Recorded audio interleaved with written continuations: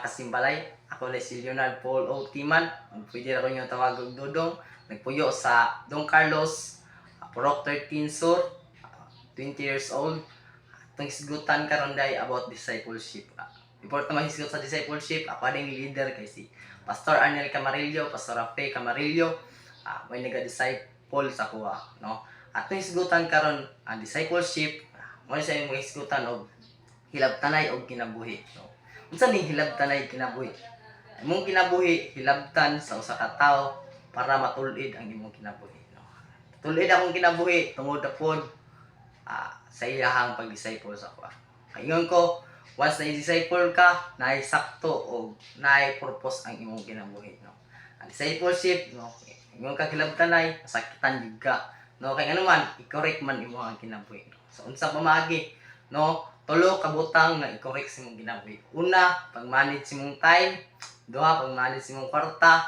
O pag-manage sa imong decision making. Okay, maghisgot ta una sa tuang time, no? Pag iyong kag time gani, dili lang panahon sa para pag-eskwela, wadwad ang eskwela, sa paglaag, sa panginabuhi, kundi maggahin jud kag oras para sa Ginoo, no? Sa unsang oras ang imong igay sa Ginoo? Una, imong doon prayer, no? Matag kadlawon 3:30 padulong 5, no?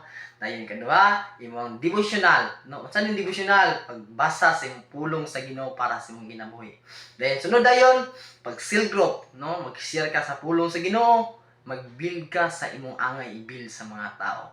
Dayon, kadua na to i-manage, dayon ato ang kwarta kay nganuman daghan tao nabuang sa kwarta kay tungod pag daghan kwarta bisag asa ra ka maabot, bisag unsa ra pa maliton. Mao nang correct ang imong kwarta. So, ito pamaagi. Una, imong buhaton, imong tithes and offering. Dayon, mga gift temple. Tapos, unsa pa diya, mga first fruit para sa Ginoo, makamahimaya sa Ginoo. Dayon, ay din mo kwaan sa imong mga palitunon o mga bayronon.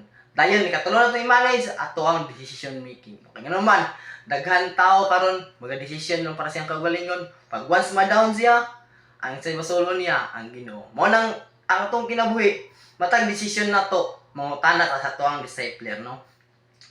Ihakang pag ang imong decision nakapangutana ka sa imong discipler tapos yan kang sigutan sa words sa Ginoo, dahil matulid ang imong decision, pag masipyat manggaling ka, dili ka ma-down kay naman naamay nagtudlo sa imo o na may pulong sa Ginoo giya sa imo. Ano naman, matag decision sa tong kinabuhi, dapat naagid ang leader ug ang Ginoo nag-uban. Kay naman, once nakakuyog sila na successful ang imong kinabuhi ug naay saktong padulungan.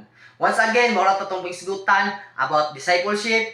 Masakitan ka pero naay purpose ang kasakit na imong napatunan. Daghang salamat, mayong buntag sa tanan mga kasimbalay.